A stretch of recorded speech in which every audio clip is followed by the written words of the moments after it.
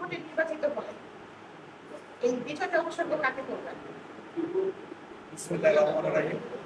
প্রিয় শ্রীনগর উপজেলাবাসী, এই বিজয় উপহার আমার শ্রীনগর উপজেলার সকল বাসীদের জন্য। সকলের একটা ধারণা ছিল যে আপনি যার সাথে প্রতিদ্বন্দ্বিতা করেছেন তিনি খুব স্ট্রং প্রার্থী, কিন্তু আপনি সাধারণ জনগণের প্রার্থী হিসেবে এতটা মানুষের কাছাকাছি কিভাবে পৌঁছালেন? এটা আল্লাহ পাক রহমত হয়েছে বিদায় আমি সকলের সামনে দিতে পারছি।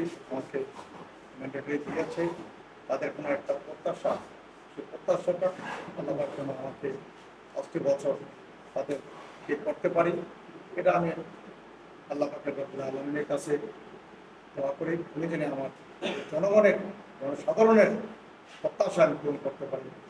বর্তমান সরকারের যে উদ্দেশ্য আদর্শ সেটা বাস্তবায়ন যেন আমি করতে পারি ইনশাআল্লাহ। আর নতুন বাজেট আপনারা জানেন, বিভিন্ন মিডিয়াতে দেখতে পাচ্ছেন, এখনো সিদ্ধান্ত হয়নি, পরীক্ষার দিন আছে।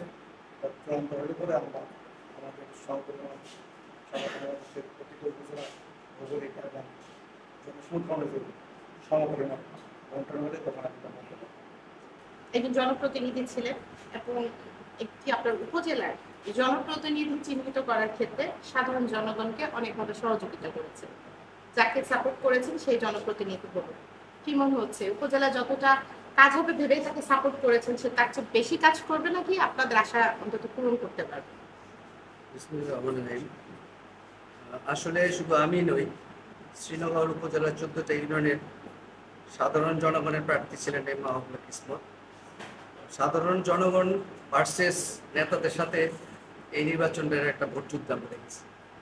সেখানে সাধারণ জনগণ জয়লাভ করেছেন। সাধারণ জনগণের প্রত্যাশা এম মাহবুবুল্লাহ কিসমতের দ্বারা 14টা ইউনিয়নের সমগ্র শ্রীনগরের ব্যাপক উন্নতি সাধন হবে বলেই তারা তার উপরে আস্থা রেখে তাকে বিপুল ভোটে নির্বাচিত করেছেন। এবং আমিও সেটা মনে করি, তিনি বিগত যারা কাজ করেছেন তাদের চেয়ে অবশ্যই ভালো করবেন বলে আমি বিশ্বাস করি। আচ্ছা ভাইয়া, সাধারণ জনগণ তাকে চুজ করলো, মূলত আপনার কি মনে হয় যে সাধারণ জনগণ এই উপজেলায় কি পরিবর্তনের জন্য আস্থা রাখলেন কিসমত ভাইয়ের উপরে?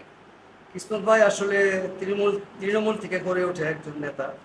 অনেকে হয়তো এটা উপলব্ধি করতে পারেন না, কিন্তু যারা তৃণমূলের রাজনীতিটা করেছেন কেবলমাত্র তারাই বুঝতে পারেন যে উনি আসলে তৃণমূলে উনি আস্তে আস্তে কাজ করেছেন এবং এই কাজটার প্রতিফলনই কিন্তু আজকের এই নির্বাচনে। যেহেতু আপনারা বিপুল ভোটে নিঃসন্দেহে নির্বাচিত করেছেন আপনাদের উপজেলা চেয়ারম্যানকে, কি মনে হচ্ছে যে আসলে আপনাদের এই উপজেলার জন্য তিনি আসলে কতটা কাজ করতে পারবেন? আসলে যেটা গুরুত্বপূর্ণ একটা বিষয় সেটা হলো চেয়ারম্যান সাহেব আগেও বলছেন মোহাম্মদ আব্দুল্লাহ আলম তাকে যত সব পরিচালিত করে।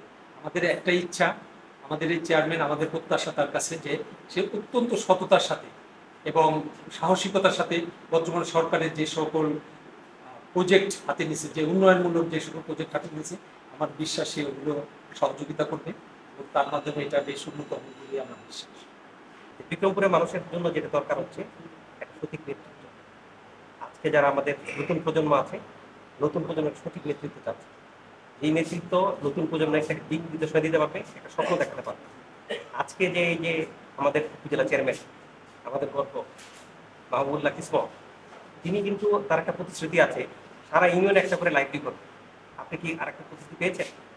এটা কি মানুষকে এই অঞ্চলের তরুণ প্রজন্মকে শিক্ষিত করতে চায় এবং তরুণ প্রজন্ম আগামী দিনে যেটা এইখানে নেতৃত্ব দিতে পারে এবং বাংলাদেশের জাতীয় পর্যায়ে নেতৃত্ব দিতে পারে, এটাই লক্ষ্য আমার।